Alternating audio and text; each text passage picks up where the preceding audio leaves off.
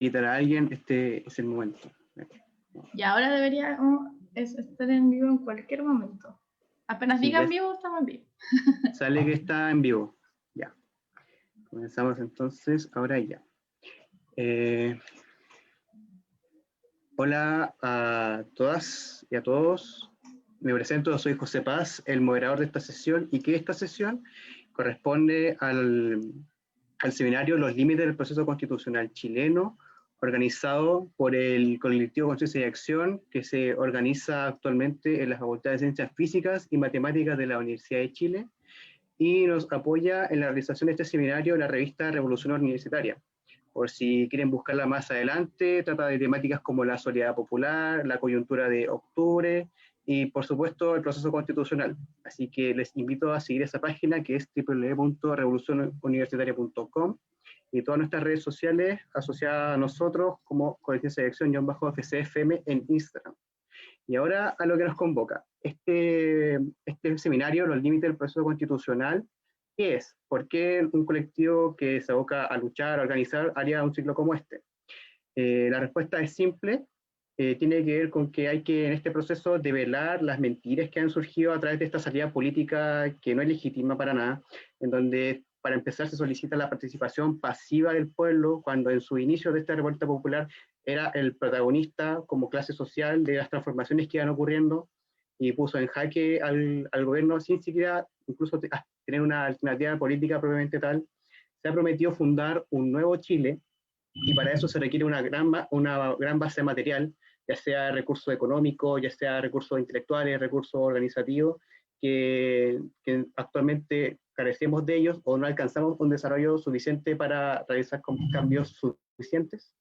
Entonces estamos participando de un proceso en donde estamos definiendo las nuevas reglas del juego, pero un juego que no jugamos.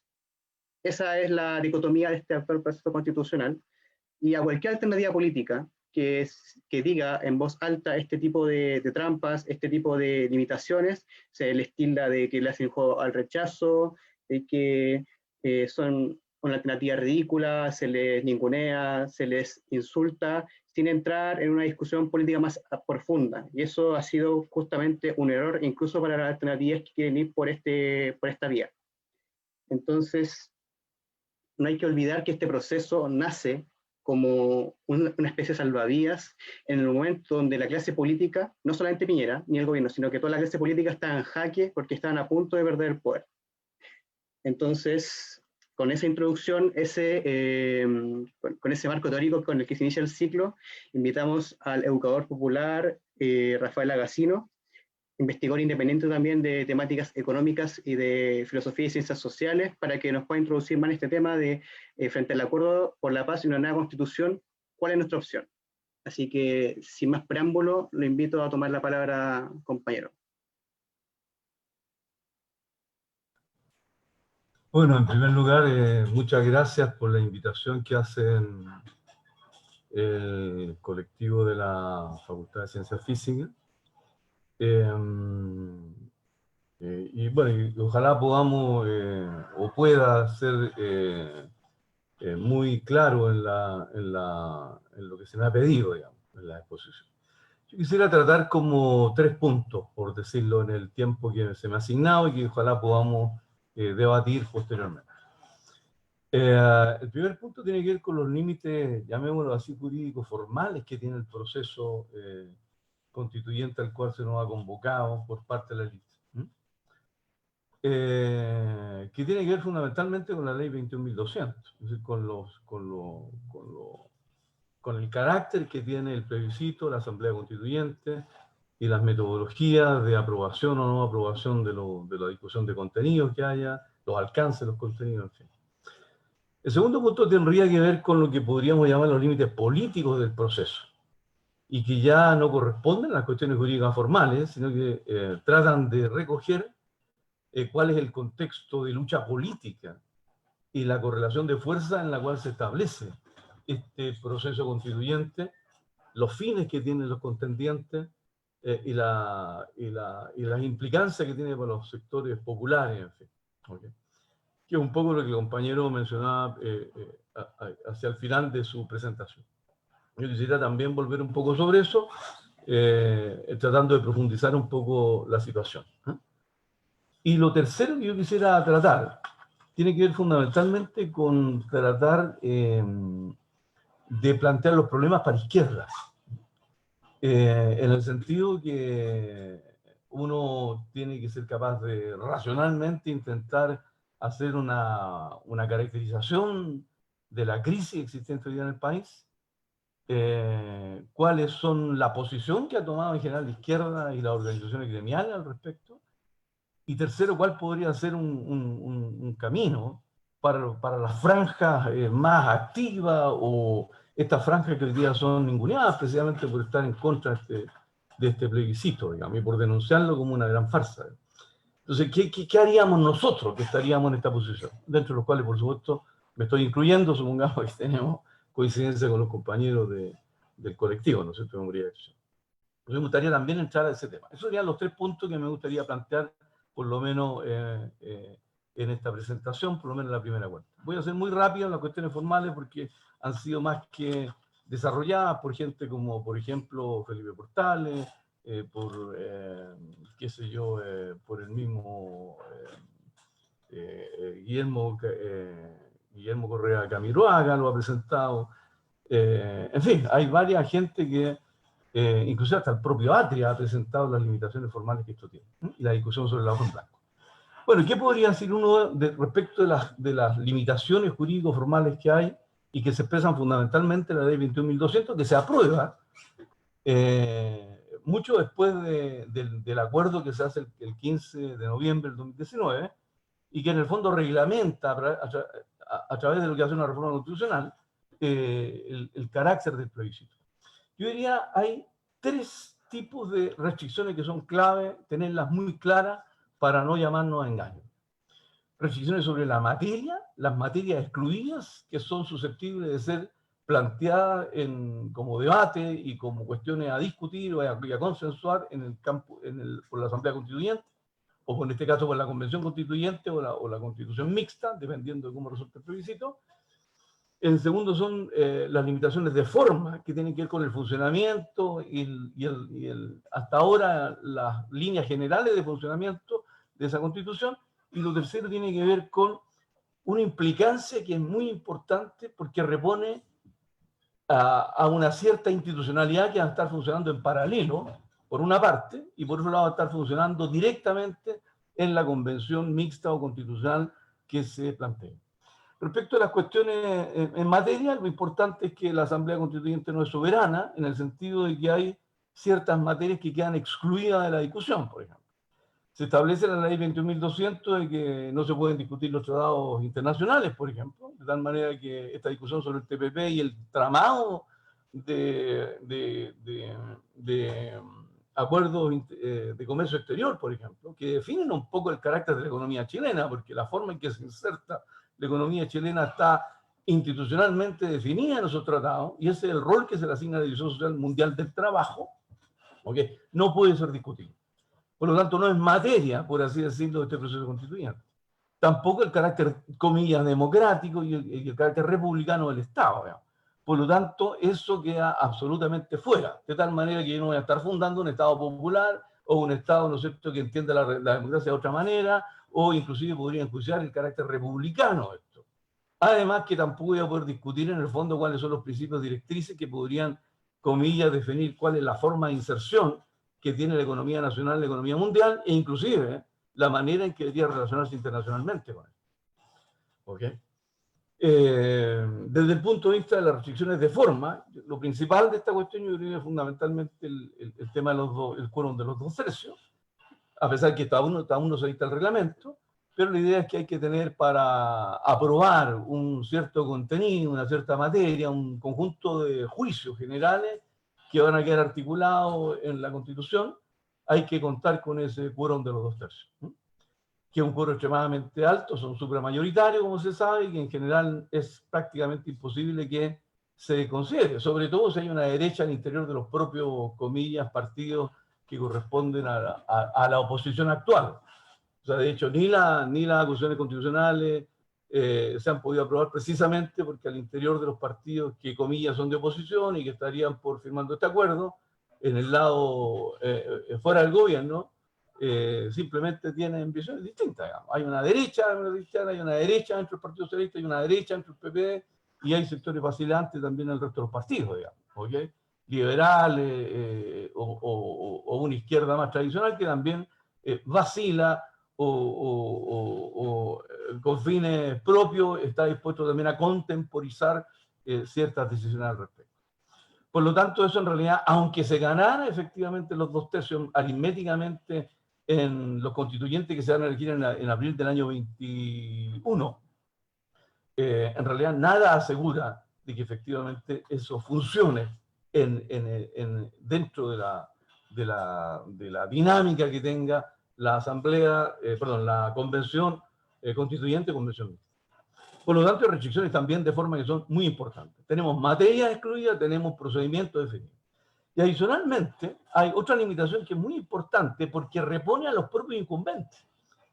Hasta ahora, por lo menos, y la comisión que está discutiendo en el Parlamento lo rechazó, en realidad aquí no hay listas independientes que sean factibles de construirse, porque son caras, porque hay que tener un número determinado de personas que las inscriban, y en definitiva aquí lo que va a operar es un sistema electoral fundado, ¿no es cierto?, en los de los partidos. Es como una elección parlamentaria. Y por lo tanto tienen que inscribirse listas y los partidos entonces traficarán con su influencia o con su comilla, potestad ex ante, definida ex ante por la correlación de fuerzas existente hoy día, los cupos que eventualmente le darían a independientes. Obviamente independientes que tendrán que ser obsecuentes con la línea del partido respectivo, digamos, porque le van a dar espacio en televisión, le van a dar espacio, ¿no es cierto?, como asesoría, y le dan con los equipos, ¿no es cierto?, de votación para la elección, digamos. Por lo tanto, claramente aquí también, esto es muy importante, la admisión de los partidos políticos y de la ley que llama a la elección de los constituyentes implica reponer a los partidos políticos, al sistema de partidos políticos que está en crisis, al mismo sistema de partidos políticos, y los partidos políticos han sido culpables de los 30 años, ¿okay? de esta debacle del modelo neoliberal. Por lo tanto, en realidad, no es autónoma este proceso constituyente, la convención constituyente no va a ser autónoma, soberana, ¿okay? Porque no puede discutir todas las materias, está sujeta a un conjunto de reglamentos ex ante, no puede definir autónomamente y soberanamente cuáles son sus reglamentos propios, ¿okay? Y tercero, digamos, va a estar mediado por los partidos políticos. Inclusive esa pretensión de que la gran batalla se va a ganar, ¿no es cierto?, en las elecciones de los constituyentes, y que hay que elegir el máximo de constituyentes para después que se autoconvoquen y en un acto, no sé, soberano, declare, por ejemplo, que es poder originario, como se estaba planteando por algunos compañeros, me parece absolutamente iluso. Eso no tiene ninguna posibilidad en las condiciones de correlación de fuerza existentes. Por lo tanto, desde el punto de vista jurídico formal, creo que en realidad aquí hay una gran ilusión que se está vendiendo desde Longueira, ¿okay?, Rubilar, hasta, qué sé yo, no sé, sectores, ¿no es cierto?, de la izquierda no institucional que están llamando, ¿no es cierto?, a esta idea de participar en el apruebo con una opción de rayar a C o convención constituyente, en fin.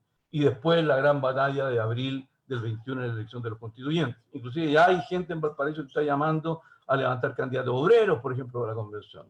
O hay otros que dicen que realmente tenemos que presionar de tal manera que la convención constituyente declare su autonomía. Bueno, esos son los límites que todo el mundo conoce ya y que pueden ser discutidos en términos del análisis del procedimiento y de la ley vigente. ¿Okay? Lo segundo son los límites políticos, que tienen que ver con... Cuando hablamos de política estamos hablando de poder. Cuando hablamos de poder hablamos de soberanía, de poder soberanamente decidir cuáles son las líneas de acción. Estamos hablando en consecuencia de correlaciones de fuerza. Entonces, aquí yo diría, lo primero que uno podría plantear en realidad es que este proceso constituyente no es resultado de la derrota del sistema de partidos políticos. No es resultado de la derrota del gobierno. ¿Okay? Es simplemente un acuerdo que se organiza por arriba, que intenta precisamente derrotar al movimiento popular, al movimiento autónomo que venía por fuera de los partidos de una manera, con organizaciones propias, etcétera, avanzando en un proceso acelerado de constitución. Por lo tanto, frente a las potencialidades de la emergencia de un actor por abajo, frente a la crisis política por arriba, se articula este acuerdo, que es un poco lo que el mismo compañero nos mencionaba anteriormente. Por lo tanto, lo primero que hay que plantear en realidad es que esta es un instrumento, es un proceso digitado por los mismos culpables de los 30 años que reclamaban los chicos de la ACE cuando soltaban los torniquetes. Y más encima apoyado por los mismos responsables de los 17 años de dictadura. Entonces, este no es efectivamente un triunfo del pueblo. En general, cuando han habido triunfos del pueblo en asambleas constituyentes, cuando hay grandes insurrecciones, ¿okay? Y prácticamente se instalan gobiernos provisionales y sobre esa base, ¿okay? En un proceso de constitución acelerada, pero derrota el poder de la clase dominante, se instala un proceso constituyente y se llama una asamblea constituyente. De hecho, en tiempo de la dictadura, el programa táctico para el periodo era, bueno, renuncia de Pinochet, o sea, derrotar al gobierno provisional y asamblea constituyente. Digamos. Pero sobre la base de la derrota de la dictadura de Pinochet y el gobierno de Pinochet. Digamos. ¿Okay? Una gran movilización popular. Pero entonces, la primera cuestión es un límite político. Aquí lo que estamos hablando en realidad es que el hecho de que se haya instalado el acuerdo el 14 o 15 de noviembre ya es un indicador de una derrota transitoria, parcial del movimiento popular. Y que lamentablemente después se empieza a profundizar. Los meses, ¿no es cierto?, diciembre, qué sé yo, después viene con la pandemia en marzo y hasta ahora en general, cuando hemos transformado prácticamente muchas de las fuerzas populares que estaban construyendo por el popular, en fin, prácticamente en comandos por el apruebo, digamos. O sea, de nuevo metido en este cretinismo parlamentario que tiene que ver con la idea de nuevo devolverle la fe, de devolverle la confianza, comillas, a los mismos que han sido nuestros verdugos. Lo segundo, el segundo límite político, tiene que ver con que esto se hace en condiciones de excepcionalidad. O sea, todavía tenemos toque de queda, todavía tenemos estado de excepción bajo la forma sanitaria, digamos, más allá que se esté regularizando el tema, todavía tenemos una represión abierta, sigue el Gualmapu militarizado, siguen los allanamientos. ¿Ok? Ayer el allanamiento, ¿no es cierto? Y hoy día en la madrugada, en Puente Alto, en Peñalolén, etcétera, digamos.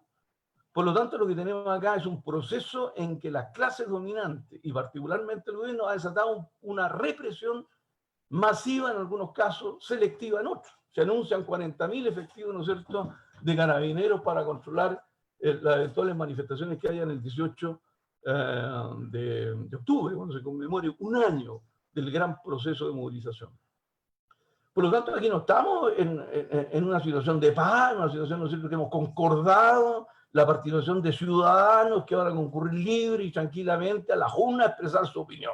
Eso no es así. Estamos bajo una situación de estado de excepción, bajo la forma sanitaria, que podrá diluirse, porque se va a levantar, va a tomar otra forma, ¿ok? Pero bajo una situación de represión, ¿ok?, existente. Y a esto se le agregan presos políticos, más de 2.500 detenidos, ¿ok? Hay 400 que se han mutilado, y adicionalmente uno podría argumentar de que se están dictando inclusive condena absolutamente aberrante para los compañeros jóvenes que han estado detenidos. Se piden 29, 24 años para los jóvenes, 3 jóvenes que se les acusan, ¿no es cierto?, de haber incendiado el apart hotel que está en el Parque Bustamante. 5 años para el compañero Saavedra que se le acusa de tirar una molotov en Arica. ¿Ok? Entonces, ¿de qué estamos hablando? Estamos hablando aquí que todo el Estado represivo, este Estado democrático que supone que va a acompañar el proceso constituyente, está reprimiendo salvajemente. O sea, sin ningún control. Ni los responsables políticos son capaces tampoco de parar este proceso, digamos. Inclusive instituciones tan críticas o poco confiables como Amnistía Internacional sobre los derechos humanos acaban, ¿no es cierto?, de decir que aquí hay responsabilidades directas del mando, pero también responsabilidades políticas sobre el tema.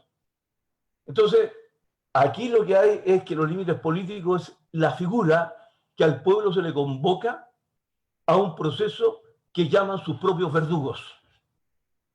Y créanme que en realidad es muy complicado que uno se haga parte precisamente de un llamado a que el pueblo entregue de nuevo la otra mejilla.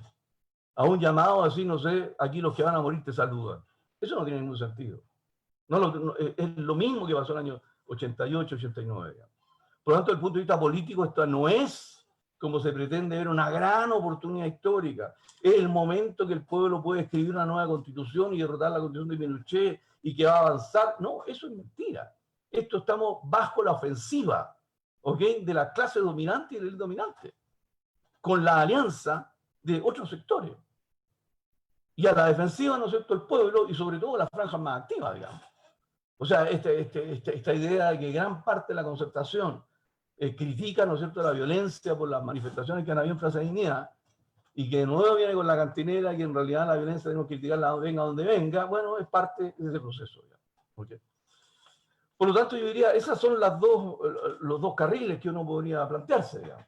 Aquí hay límites políticos formales, que todo el mundo los conoce, pero también hay límites políticos, por así decirlo, propiamente tales, ¿okay?, que tiene que ver fundamentalmente con el devenir que han ido teniendo las coyunturas en esta situación de crisis política. Pero la pregunta sería, bueno, ¿y qué se plantea desde el punto de vista, ¿no es cierto?, de los sectores que no estamos de acuerdo y que postulamos la idea del abstencionismo activo o la idea, ¿no es cierto?, de que en realidad la participación en la coyuntura tiene que ser reenfocado desde otra perspectiva?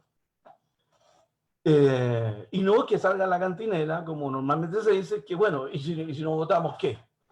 Es como que si la política solo fuera el acto, ¿no es cierto?, de tirar una raya en un papel y depositarla en una urna. O sea, en realidad aquí la política es mucho más. La idea de recuperar la política, de arrebatarle la política a los políticos profesionales que han vendido al pueblo, es en realidad la tarea principal. Eso es lo que hay que hacer, y hay que diseñar tácticas y estrategias que sean capaces precisamente de socializar lo político contra el sujeto.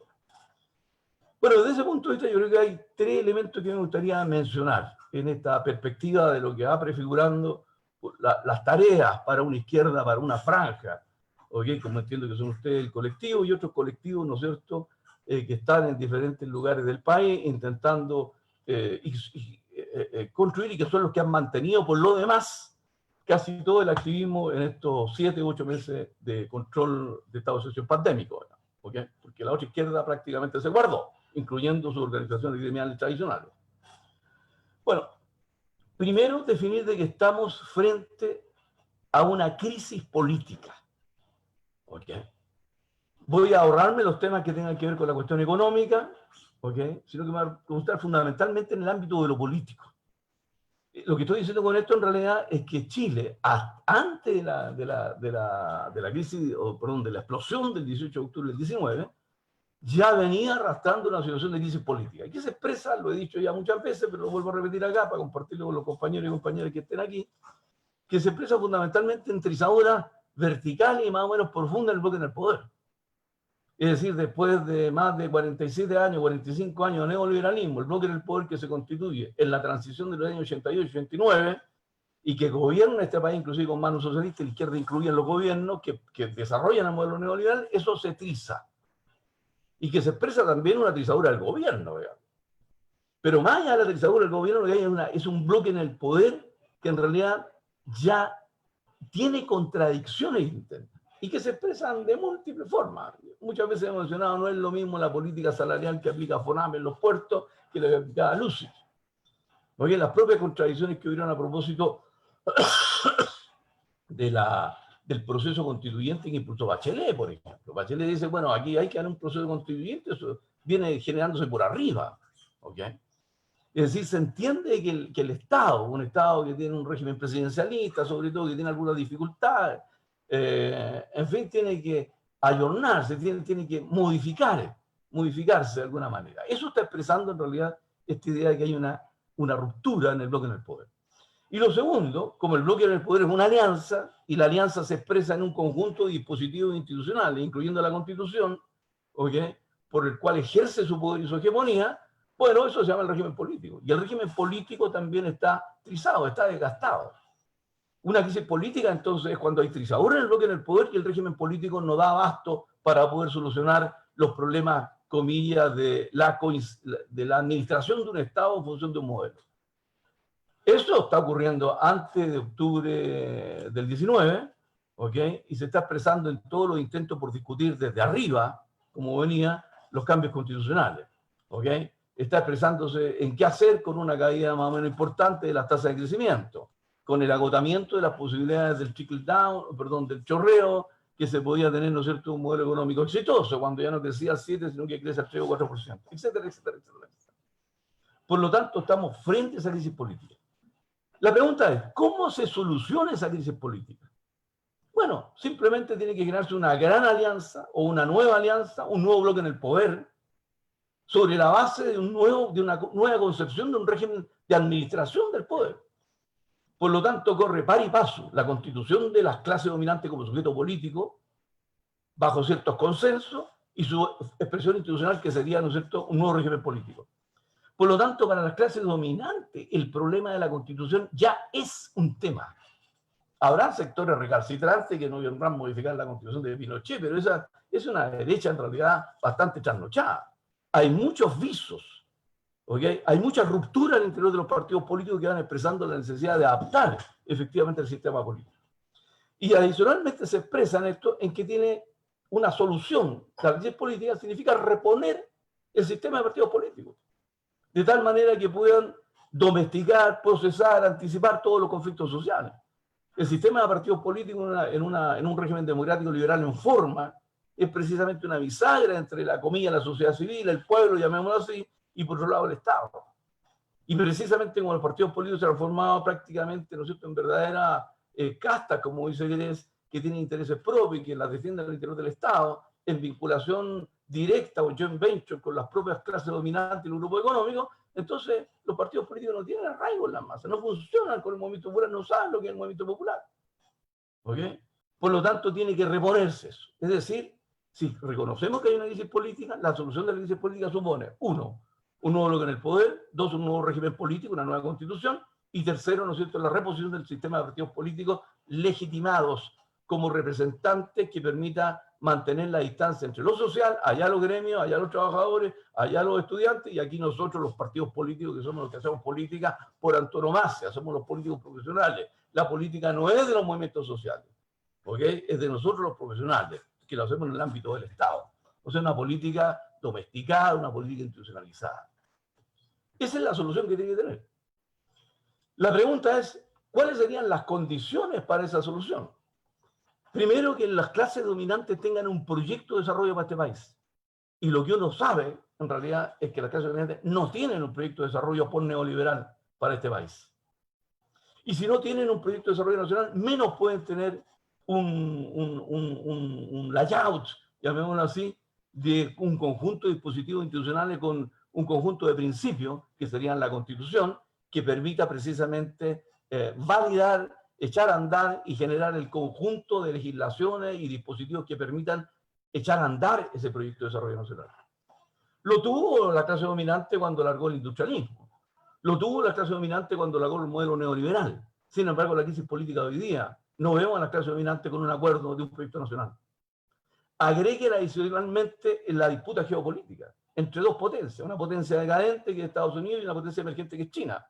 Mientras esto no se resuelva, no está claro cuál es el rol que cumple América Latina en esto, porque América Latina en la mentalidad de los chinos no es la misma América Latina en la mentalidad de los gringos, digamos. Y por supuesto también Chile. Por lo tanto, lo que encontramos es simplemente que aquí esta crisis política, que supone reconstituir un bloque en el poder y una nueva constitución, por así decirlo, requiere un proyecto de desarrollo nacional que no está resuelto por la clase dominante.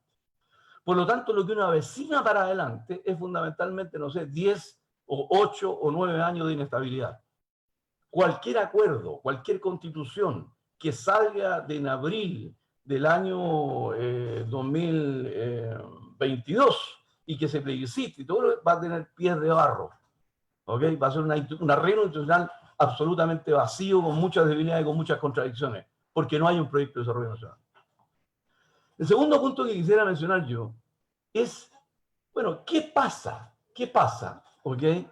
Con lo que podríamos llamar la izquierda, una izquierda confiada en realidad, y sus gremios tradicionales también.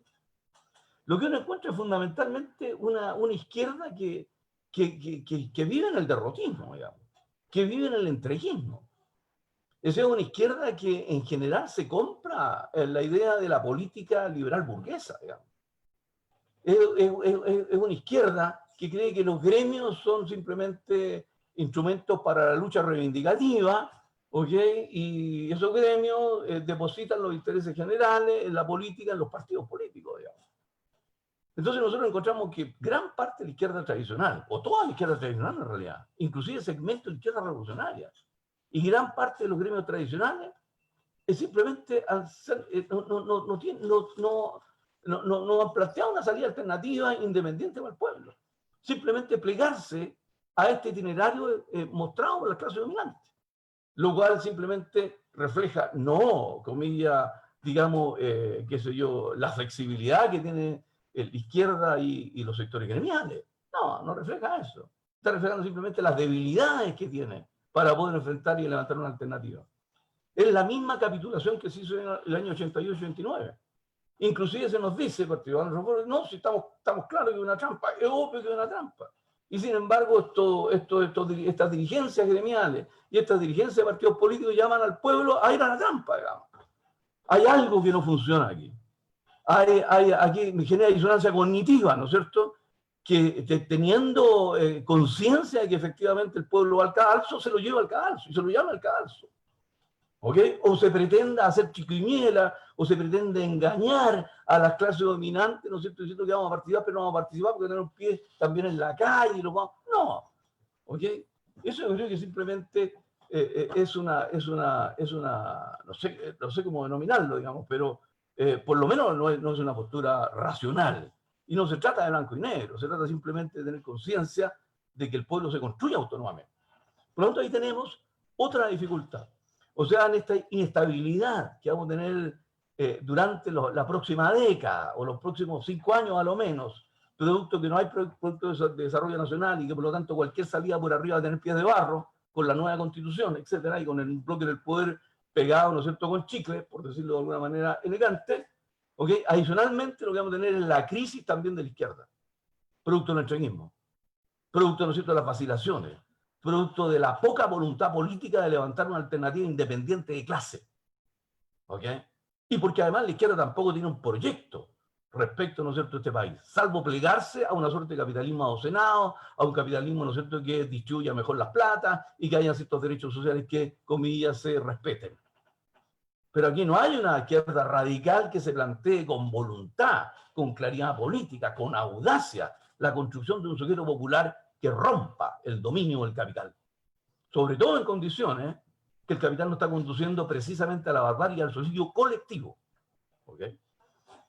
Y tercero, si se dan estas condiciones entonces, bueno, evidentemente una situación de crisis por arriba y una crisis, ¿no es cierto?, de la izquierda y los gremios tradicionales, es evidente que hay una gran oportunidad, por decirlo de alguna manera, media de business, digamos, ¿okay?, una gran posibilidad, voy a cambiar la palabra mejor, para la franja más rupturista, que piensan en la autonomía, que confían de la institucionalidad, que plantean la autodeterminación y autorrepresentación, que buscan formas democráticas y que están pensando en un proyecto emancipador, que se anticipa, ¿no es cierto?, en las formas de organización existentes.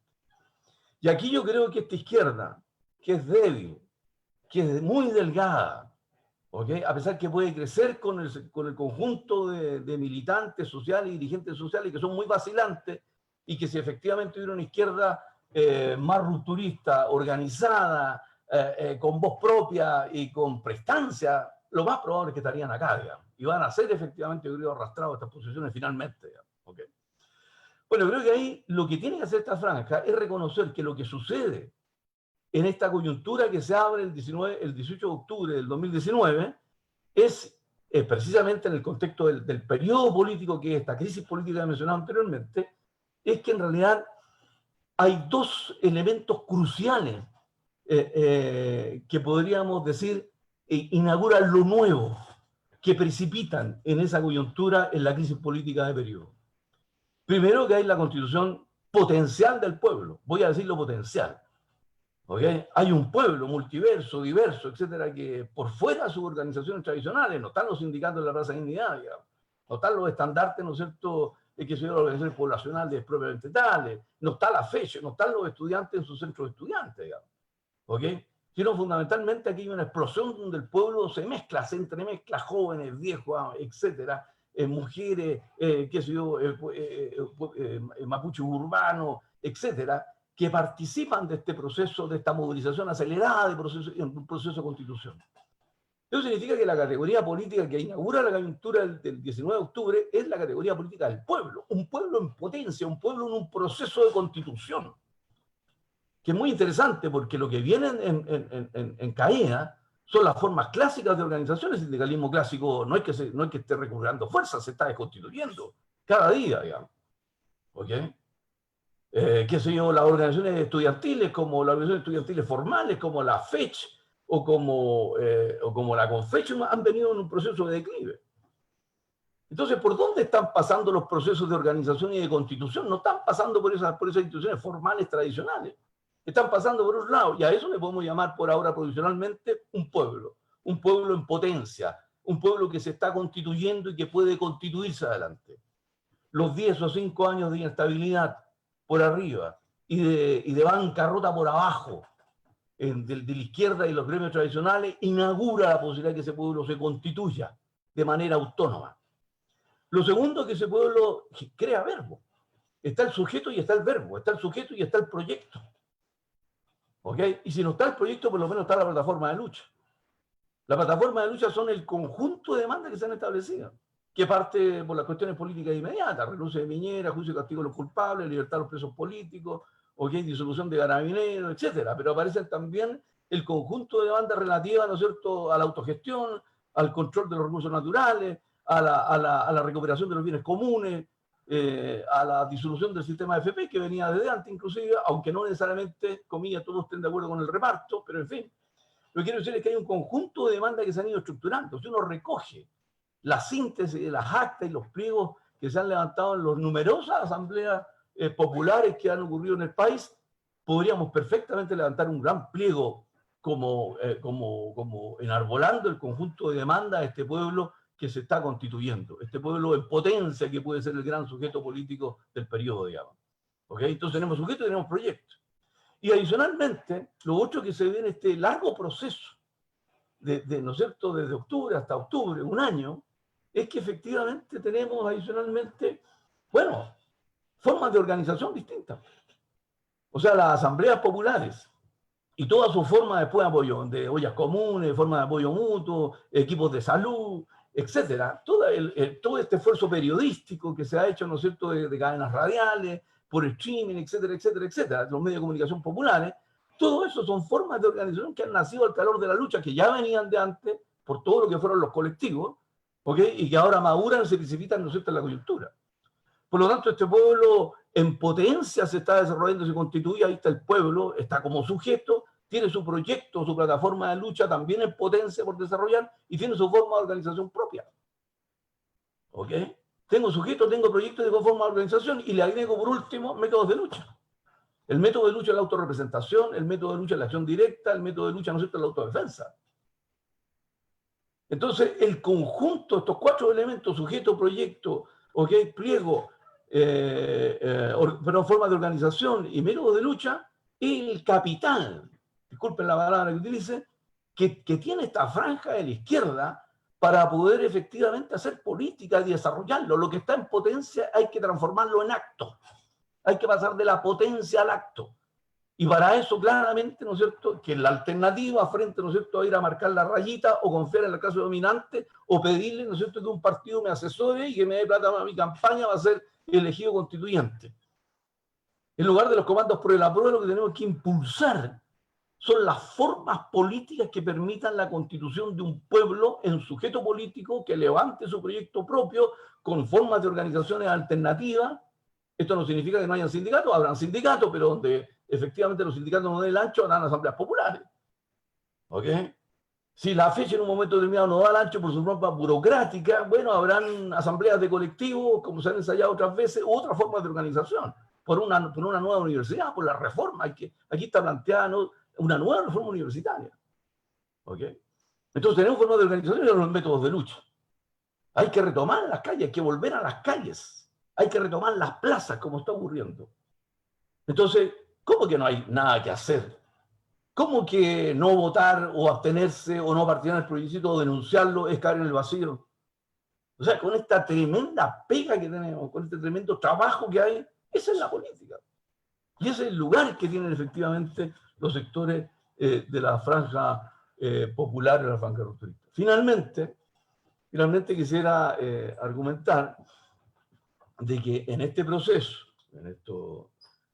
pensemos en términos del itinerario: octubre, 25 plebiscito, abril del 2020, elección de constituyente, 12 meses, abril del 21, abril del 22, el resultado de la discusión constituyente, mayo, junio será el plebiscito de salida ya. Por lo tanto, tenemos por delante por lo menos 12 más 4, 16, tenemos como 20 meses, en los cuales efectivamente se puede ir pensando esta táctica del periodo. Y la táctica del periodo tiene que, aquí hago un llamado en general a la generosidad, al talento, a la inteligencia, al dejar las banderas propias en función de las tareas históricas que tenemos en este momento en una coyuntura y en una crisis política como nunca antes se había presentado.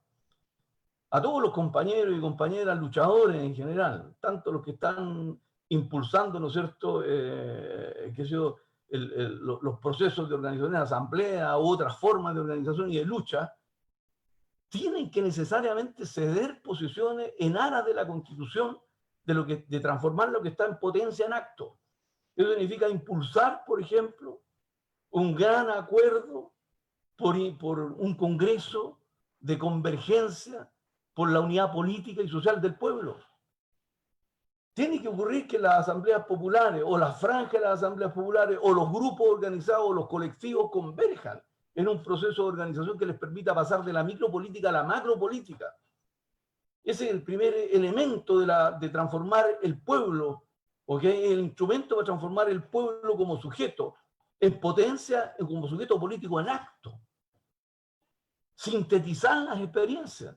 Las experiencias son todos los contenidos de demanda existentes. No podemos ir a un plebiscito con presos políticos, con compañeros jóvenes, ¿no es cierto?, que están condenados a 25, 24 años. Porque las demandas están ahí. Todo el mundo sabe lo que hay que demandar, lo que hay que hacer con el agua, lo que hay que hacer con el salitre, lo que hay que hacer con el litio, lo que hay que hacer con el cobre, lo que hay que hacer con el comercio internacional, lo que hay que hacer con las escuelas inclusive, o con las universidades. Está el pliego ahí. Entonces, esa convergencia por la unidad social y política del pueblo tiene que culminar en una forma, en un conjunto, en una gran plataforma de lucha para el periodo. ¿Ok? Y eso finalmente se resume en una táctica para el periodo, que tiene que ver con esa construcción de sujetos y construcción de proyectos con una forma de organización, ¿ok?, existente. Entonces, a desatar la voluntad, a desatar los esfuerzos, a juntarse, a conversar, a recuperar la confianza en nosotros mismos. Es como el llamado de la acción política que nos queda a todos aquellos, ¿no es cierto?, que en el fondo no confiamos en la institucionalidad, o aquellos que en definitiva también con unas prácticas derrotistas, ambiguas, conciliadoras, que capitulan frente, ¿no es cierto?, a los cantos de sirena de la clase dominante. Muchas gracias. Muchas gracias, profesor, por su gran exposición.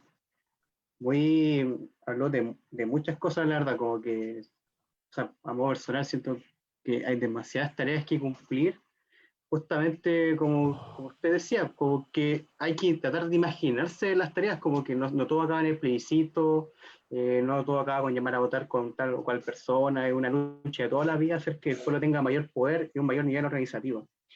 Respecto al sujeto, acá surge una suma de varias preguntas que tiene que ver cómo avanza el desarrollo de este nuevo sujeto que está existiendo desde el movimiento popular, si es que se ha creado una nueva ideología socialista o al menos anticapitalista. Y vinculada a esa pregunta surge otra como, ¿qué sectores de la vanguardia o dirigentes del proceso del pueblo que existen actualmente? Considerando que el movimiento político que surge en octubre, como usted decía, rompe con la tradición, rompe con lo antiguo, lo niega y aspira a buscar nuevas formas de organización, nuevas figuras o relatos que lo representen. ¿Qué nos diría acerca de eso?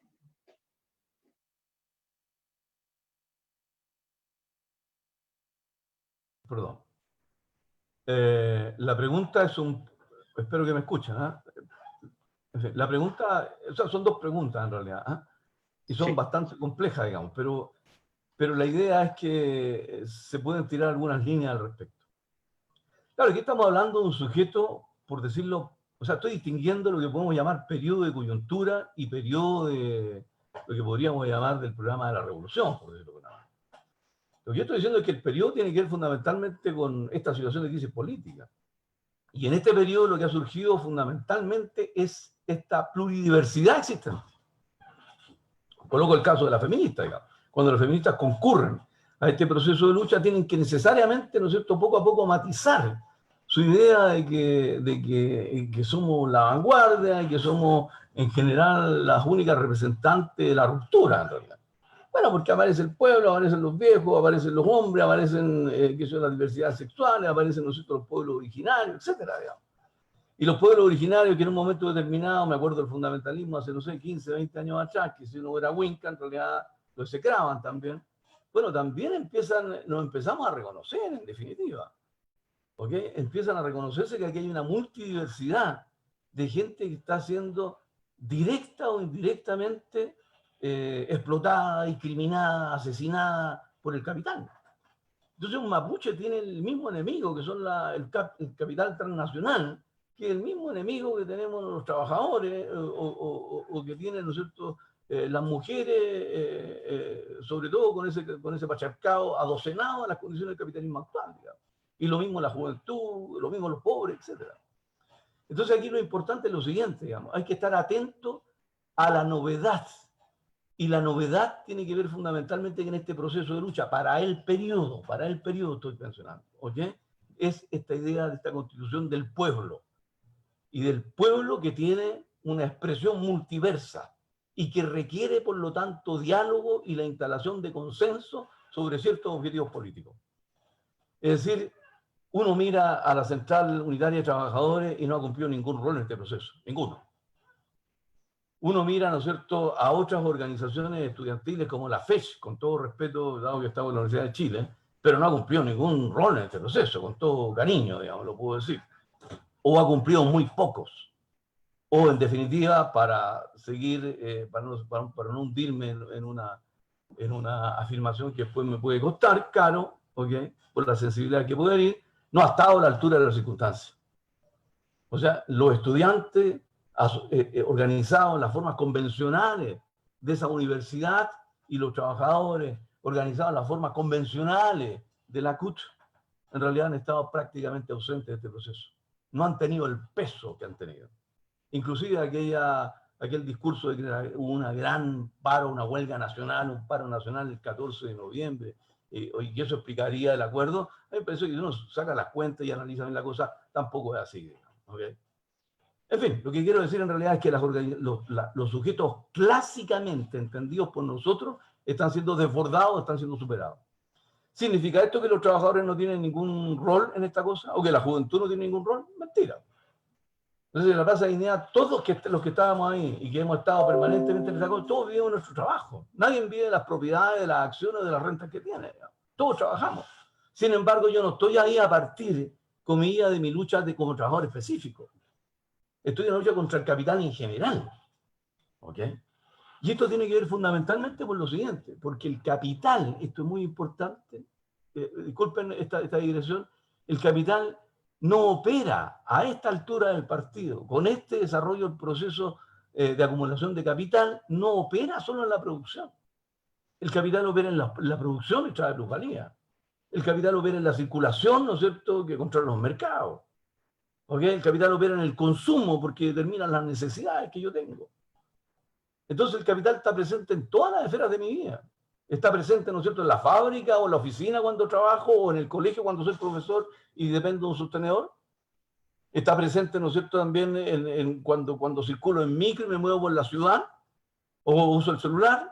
Y está presente, ¿no es cierto?, cuando yo simplemente consumo los bienes. Porque las necesidades que tengo no son necesidades genuinas del pueblo. ¿Quién dijo que las necesidades que tenemos son aquellas que desarrollan los talentos y nos permiten emanciparnos? No, las necesidades que tengo yo y que lucho por satisfacerlas simplemente son las necesidades que me siguen esclavizando al capital. Por lo tanto, aquí ha aparecido, en términos de figura política, el pueblo. pero lo que está detrás de esa figura política es que ha aparecido la vida plena. Es la vida total, yo como trabajador, yo como amante, yo como consumidor, yo como padre, etcétera, yo como habitante de la ciudad o como habitante, ¿no es cierto?, rural, aparece mi vida aquí. Esto es muy importante. Por eso que en términos políticos aparece el pueblo, pero lo que aquí el capital lo que está haciendo es consumir vida, ¿ok? Es un vampiro que consume la vida de las personas y está matando la vida humana. ¿Por qué? Bueno, porque deteriora, ¿no es cierto?, todas las condiciones naturales de existencia, contamina las aguas, corta los bosques, ensucia el aire, destruye las comunidades, por lo tanto elimina todas las posibilidades sociales de desarrollo. Ahí están los bloquetes verticales, aquí en Estación Central, ¿ok? O está la destrucción de las comunidades rurales, o de las comunidades indígenas haciendo allanadas, ¿ok? Colocando una represa, y está matando también inclusive las capacidades cognitivas de inteligencia, ¿ok? Manteniéndonos absolutamente achatados. Entonces el capital se ha vuelto total. El único leviatán que hay hoy día es el capital. Por lo tanto, si el capital no solo explota trabajo, sino que mata vida, entonces la vida es la que tiene que defenderse. Y eso se expresa políticamente en este caso, que podríamos llamarle, para este caso de la política, el pueblo. Entonces yo diría, por ahí hay que pensar un poco la situación. No se trata de unir pobladores con trabajadores y estudiantes. Esa es la vieja percepción. Aquí lo importante es que el estudiante trabaja y que también habita, ¿okay? Y que también estudia. Es todo a la vez.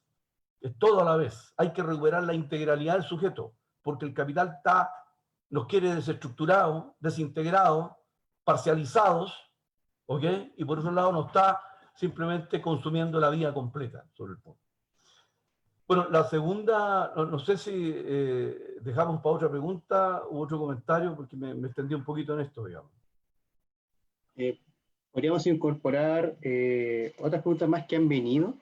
La primera de ellas tiene que ver, ya sabes, si bien el resultado de este acuerdo no viene justamente como una victoria del pueblo, sino como una forma ofensiva de la clase dominante, como de encaminar una salida política y marginar al pueblo del protagonismo que tenía.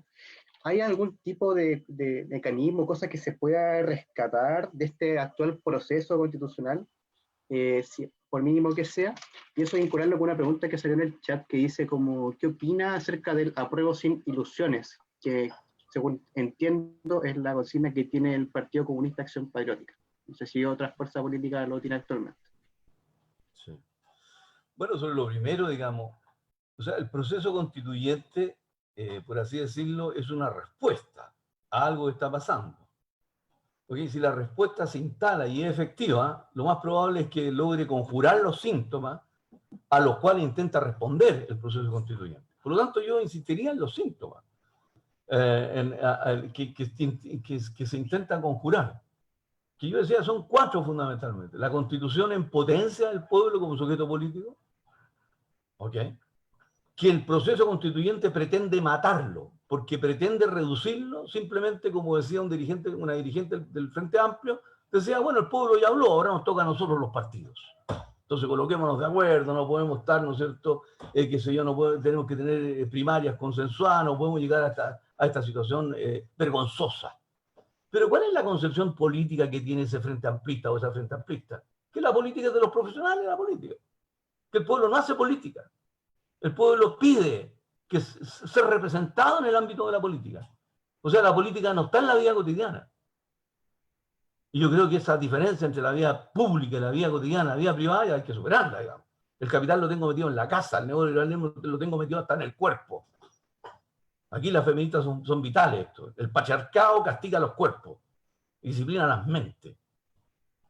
El capitalismo patriarcal disciplina los cuerpos, ¿ok? Y castiga los cuerpos y disciplina las mentes. Bueno, es lo mismo que hace el capital, entonces. Entonces no podemos hacer esta separación entre lo público y lo privado, digamos. No, la política tenemos que arrebatársela a esos políticos. Entonces ahí está el pueblo, ¿ok?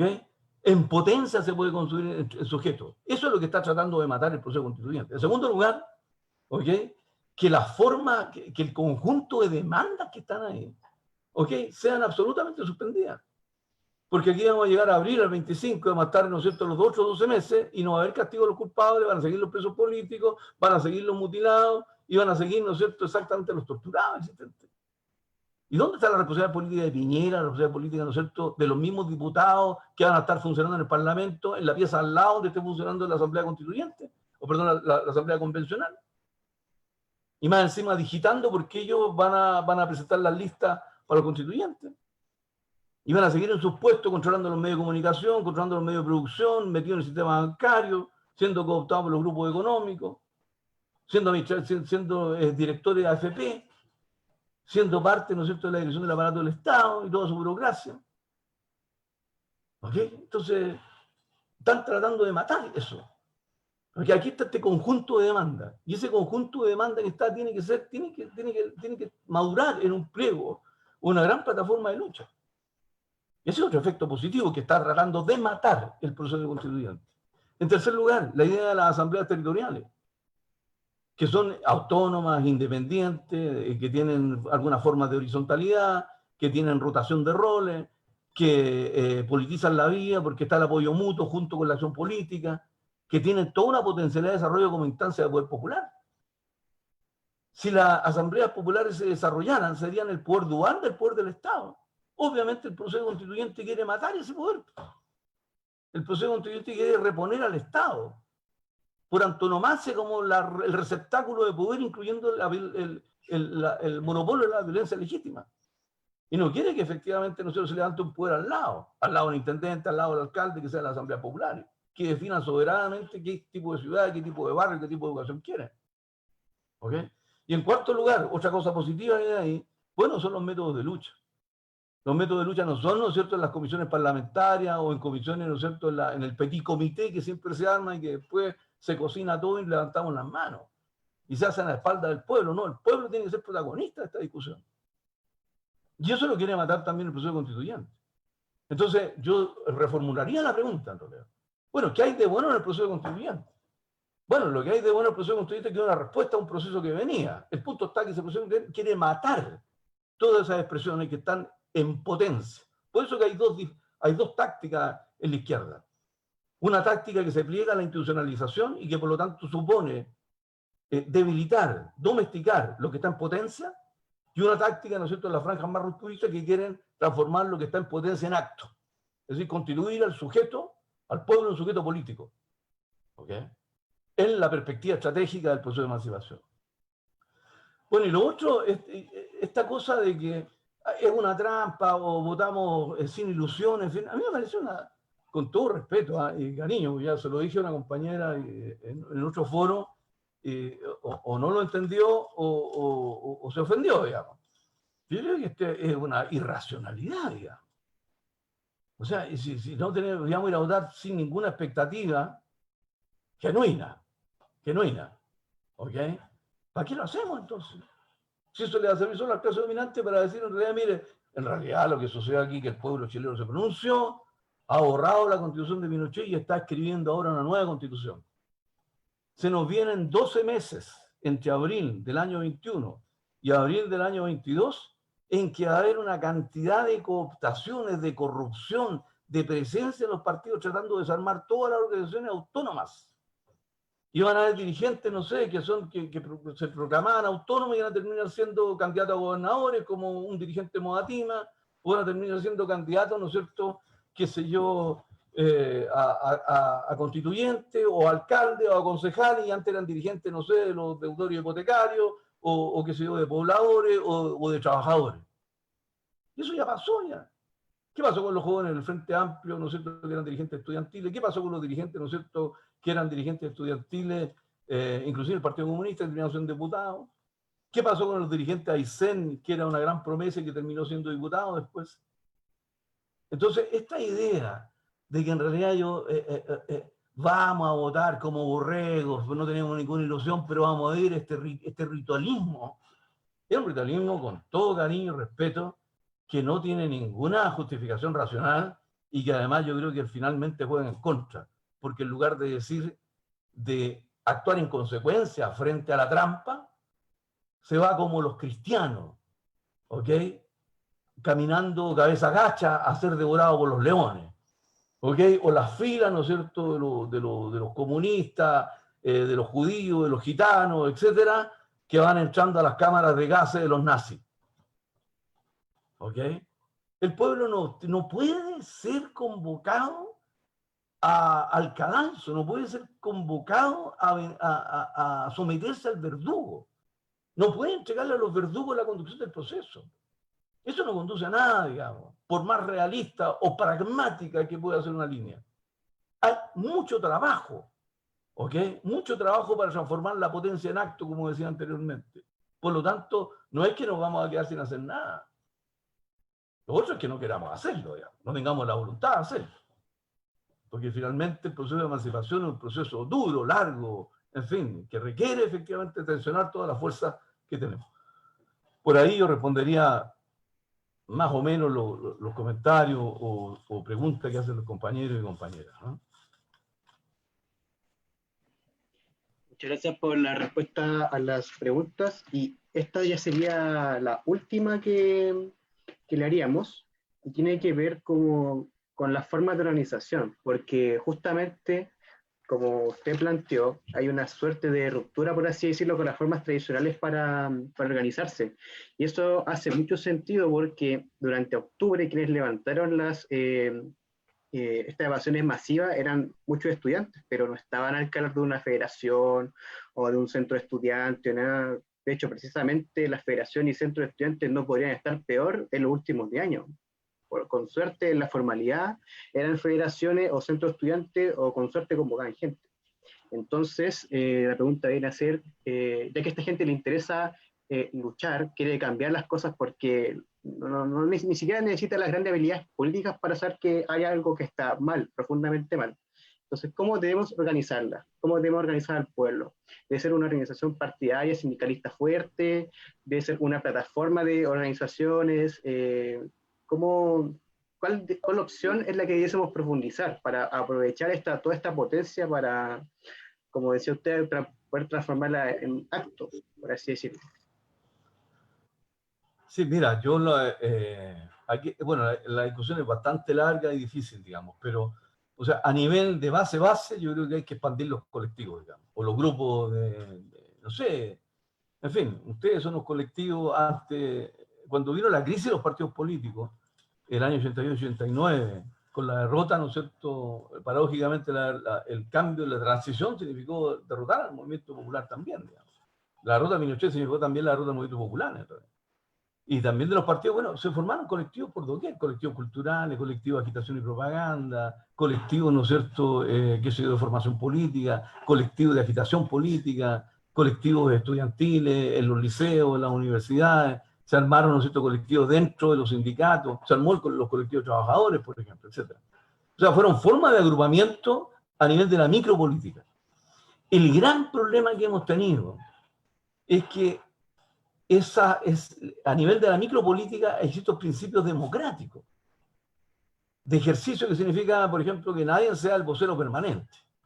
¿Ok? Hay rotación de roles. O sea, yo puedo preocuparme de la finanza, puedo ser el vocero, puedo hacer, ¿no es cierto?, el café y barrer el local, digamos, etcétera, etcétera. ¿Ok? Y además, como vocero, me debo efectivamente a los acuerdos que tenga la organización pequeña que tengo y las ideas propias, digamos. Yo soy en ese sentido voceo lo que, comilla, el colectivo decide. En segundo lugar, es ultrademocrático, porque todos están en condiciones de igualdad, supuestamente, por lo menos en términos formales, digamos.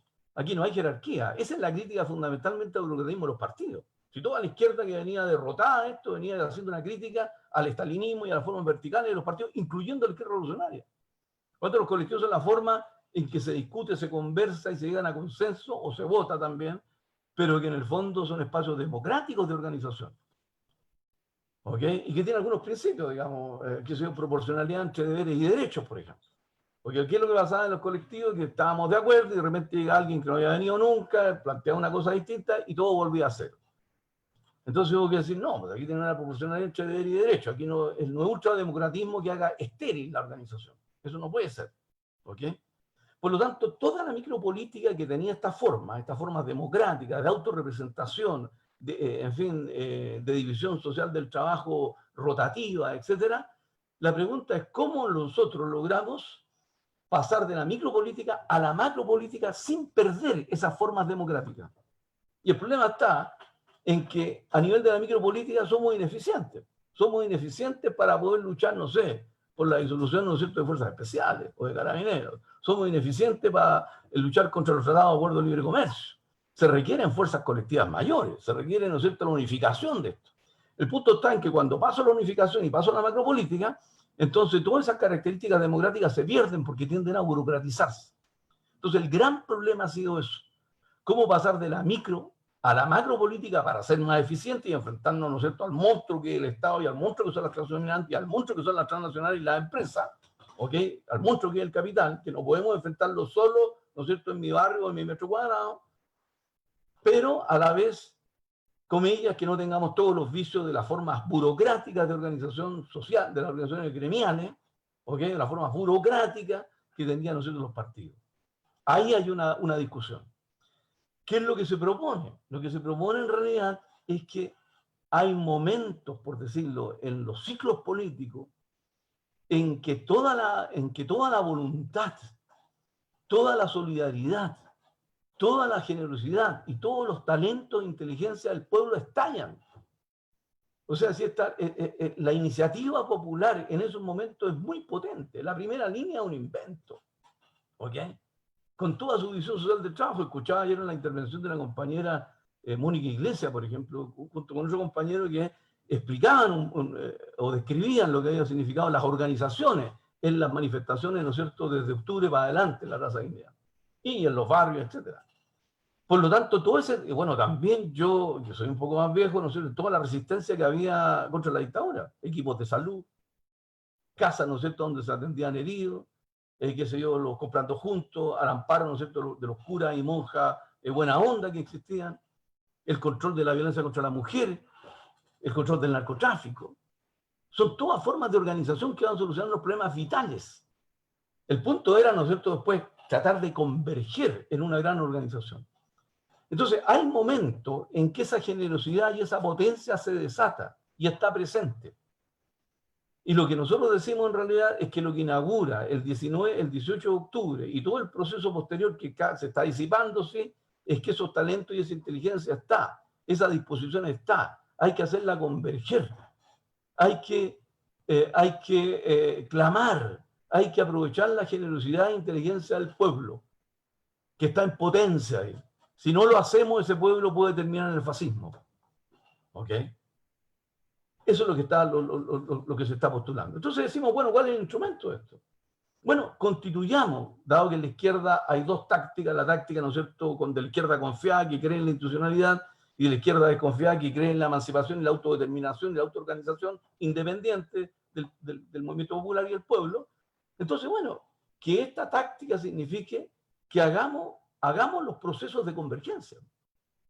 Entonces, si hay sindicato buena onda, excelente. Si hay un sindicato, no sé, Maipú Cerrillo, que está en una posición, qué sé yo, rupturista, de independencia, perfecto, que participe junto con las asambleas barriales que existen, o con los grupos juveniles que existan.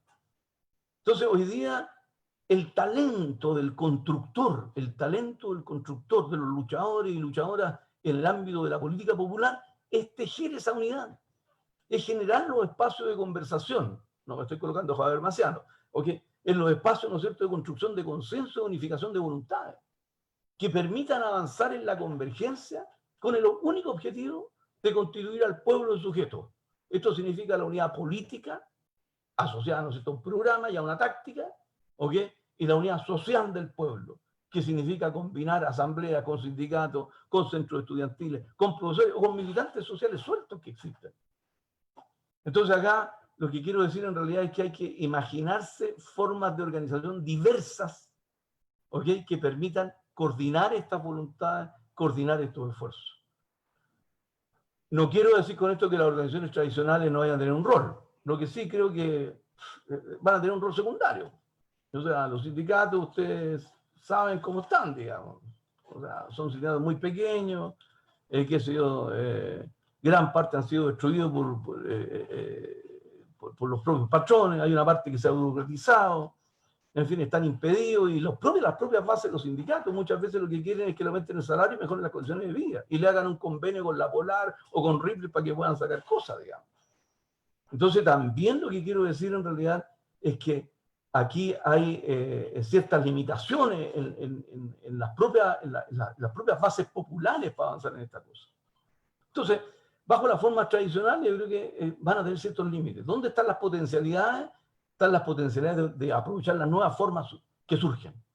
Por ejemplo, voy a colocar un solo caso que me acaba de acordar, las ollas comunes. Las ollas comunes en los años 80, cuando se hacen, y que permiten después levantar lo que son las marchas del hambre por el centro de Santiago, ¿ok? Son ollas comunes que están acompañadas de comedores populares. Aquí, lamentablemente, la olla común, precisamente por el pánico que generó la pandemia, era simplemente, ¿no es cierto?, una cocina común que después repartía los alimentos. Y cada uno se llevaba el alimento a la casa, digamos. O sea, las posibilidades de socialización estaban bastante limitadas. Por lo tanto, el apoyo mutuo puede terminar siendo, esto es importante, no lo quiero, por favor no me malinterpreten, puede ser básicamente un tema de asistencialismo. ¿Ok? Pero el apoyo mutuo es una forma de organización que busca politizar. ¿Qué significa politizar? Significa no que yo me ayude con el otro, sino que en el acto de ayuda al otro me constituye como sujeto colectivo. Eso es lo importante. No es que son sujetos individuales que se apoyan, es que dan un salto en los niveles de conciencia y dicen en realidad, juntos somos más que dos, por decirlo de alguna manera, de manera romántica. ¿Okay? Entonces la constitución de lo colectivo es muy importante. Yo me quedaría por ahí, digamos. Creo que si uno recorre el país y ve, no sé, el caso de la Asamblea Plurinacional, de la Asamblea de Lucha que hay en el sur, las organizaciones que hay en Arica y en Antofagasta, las mismas organizaciones que hay aquí en Santiago, en diferentes comunas, hay mucha potencialidad y muchos militantes que están tratando de buscar precisamente esta forma de constituir al pueblo sujeto. A todos nosotros tenemos que recurrir para impulsar este gran congreso, este gran encuentro, esta gran conversación por la unidad política y social del pueblo, ¿okay? Que creo es la tarea. O sea, nosotros deberíamos estar pensando, no sé, que en el verano deberíamos tener escuelas de verano, deberíamos tener estos congresos, tal vez la macrozona sur, la macrozona del centro, después una macrozona, ¿no es cierto?, que se dio del norte, que una las asambleas barriales, en las provinciales, en las regionales y después nacionalmente, no sé, que haga una síntesis efectivamente de las demandas. Hay libros populares ya que están saliendo con fotografías de las protestas, con los grupos de apoyo mutuo. Hay cadenas radiales, ya que podemos hacer cadenas radiales. O sea, hay mucha organización que está esperando, voy a decirlo así de manera muy romántica, pero está esperando de que efectivamente haya una delgada capa que sea capaz de convocar a este proceso. Si en un momento determinado la tarea de los años 80 y 90 era la construcción, hoy día la tarea táctica es generar algún tipo de referencia para la conducción política del proceso de convergencia, ¿okay?, del pueblo para este periodo. Muchas gracias, compañero, por su respuesta al final, súper motivadora.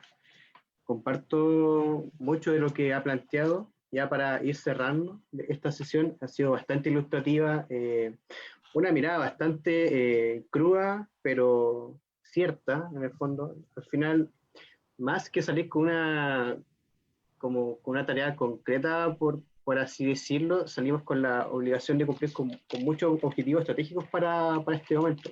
Si bien la clase política ahora está en una suerte de crisis porque no sabe hacia dónde quiere dirigir el país, dado principalmente porque su condición de existencia de vida siempre ha sido ser una clase política rentista, así que básicamente base a tener la propiedad, pueden finalmente obtener ganancias y no han necesitado mucho más realmente para poder subsistir. Ahora que eso se les está acabando, no tienen un proyecto con el cual sustituirlo y por lo tanto no hay una disputa interna que hasta que no la resuelvan van a seguir en crisis, o como decía usted, profesor, cualquier acuerdo que salga ahí va a tener pies de barro.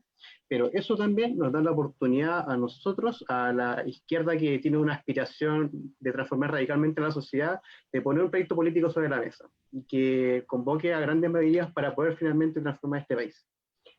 Y lo segundo con lo que nos vamos quedando es la tarea de construir una plataforma de lucha, finalmente un pliego de demandas que nos dé un quehacer de aquí a los próximos 5 o 10 años y y ponen a luchar. La gente está con una disposición a luchar y nosotros tenemos que aprovechar eso, no llevarlos a la derrota, por ningún motivo. Y finalmente, con eso ya estamos dando cierre a nuestra quinta sesión del ciclo Los Límites del Proceso Constitucional Chileno. Les invitamos la próxima semana a sumarse a las 2 sesiones que tenemos martes y jueves a las 7 de la tarde. La primera de ellas va a abordar una crítica también al Pacto por la Paz y una nueva constitución desde las regiones de Chile, con María Elena Gelman, dirigente del Movimiento por una Asamblea Constituyente.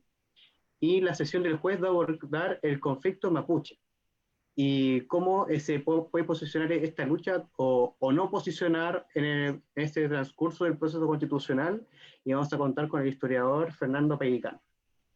Así que muchas gracias por haber asistido. Sigan nuestras redes sociales, Conciencia y Acción-FCFM en Instagram, vamos construyendo en Facebook, y el canal de YouTube Revolución Universitaria. Así que nos vamos despidiendo. Muchas gracias por haber asistido a esta sesión.